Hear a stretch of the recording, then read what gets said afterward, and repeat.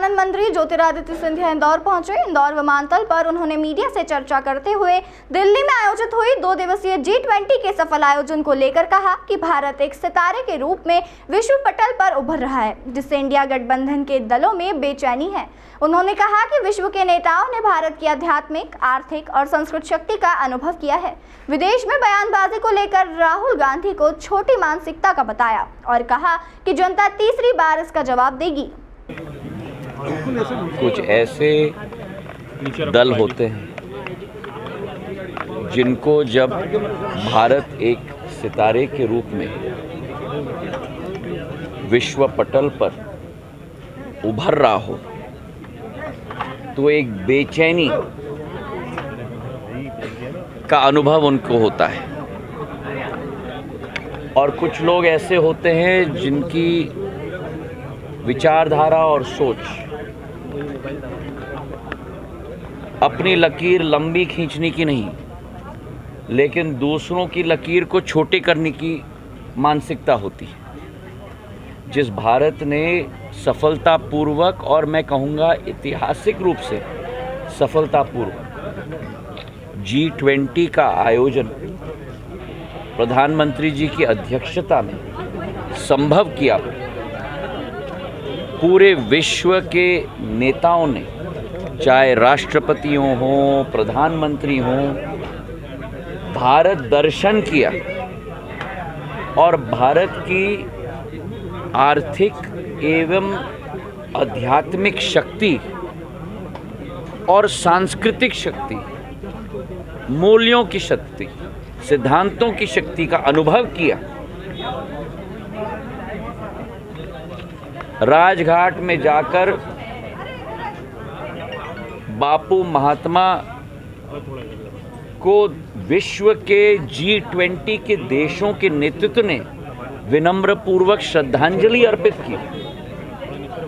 और जिस G20 जो भारत में आयोजित हुई, वहाँ दिल्ली की डिक्लेरेशन संभव हो पाई, जिस दिल्ली डिक्लेरेशन में केवल भारत के समक्ष चुनौतियाँ नहीं, ग्लोबल साउथ के समक्ष चुनौतियाँ नहीं, लेकिन विश्व के सामने चुनौतियों को उल्लेख पूरे विश्व के नेताओं ने किया। और जिस G20 में भारत से खाड़ी देशों से यूरोप तक एक नया अधोसंरचना और व्यापार का चैनल की नींव रखने की एक ऐतिहासिक घोषणा की गई, उस सफलतापूर्वक आयोजित G20 से जलन कुछ छोटी मानसिकता के दलों की हुई।